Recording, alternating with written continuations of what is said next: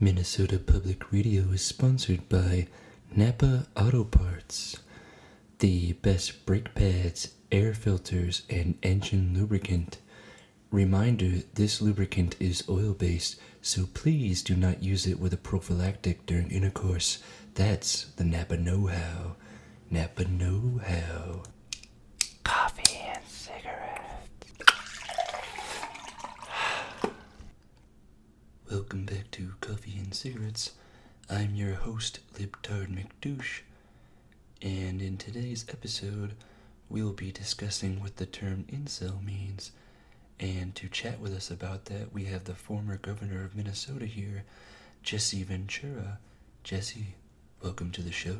I'm Jesse the Body Ventura. I know, Jesse, thank you. We had your bio before you came in. So what do you think of this incel culture that has sprouted out in recent times? Why don't you tell me what an incel is?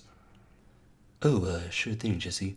The peer-reviewed UrbanDictionary.com defines incel as someone who is involuntarily celibate. Typically, this occurs in male populations.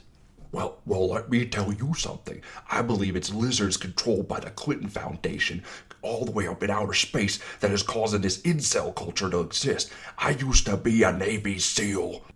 Jesse, this is not a conspiracy theory. It's just an online culture that you can find on Reddit or other pages. I was wondering what you thought about it. You don't have to make up a conspiracy here for this. This is not a conspiracy. I was in the Coast Guard in Korea. No, you weren't, Jesse. You were a Navy SEAL in Vietnam. That's what I said. I was a Navy SEAL. Okay, Jesse, we're getting a little bit off track here. Okay, well, why don't you tell me why Aaron Rodgers became the CEO of Tampax after transitioning to a woman at an underground surgery center in Prague? Jesse, Aaron Rodgers is not a woman.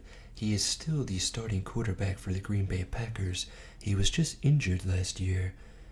And, I have an idea. Why don't I give you a person, a place, a profession, and an object. Let's see here. I got Carrot Top. I've got El Salvador, Cirque du Soleil acrobat, and Slapchop. What do you think of that? Well, why don't you tell me how Carrot Top started a coup d'etat against the El Salvador government in the late 90s by infiltrating the country as a touring Cirque du Soleil acrobat who sold slap chops to El Salvadorian officials in Da Nang. That's a very interesting conspiracy theory you have there, Jesse. Let's roll the dice again. We've got Freddie Mercury, perfume, Greenland, and occupational therapist. Go. Why don't you tell me why Freddie Mercury's death was a hoax to increase demand for Chanel perfume, and now he works as an occupational therapist in Greenland with the alias Gorilla Monsoon? Okay, Jesse, this is getting a little ridiculous. That's all the time we have today. Thank you very much, Mr. Ventura, for coming down to Coffee and Cigarettes. And we'll see you next time. And sure, you probably still won't give a damn.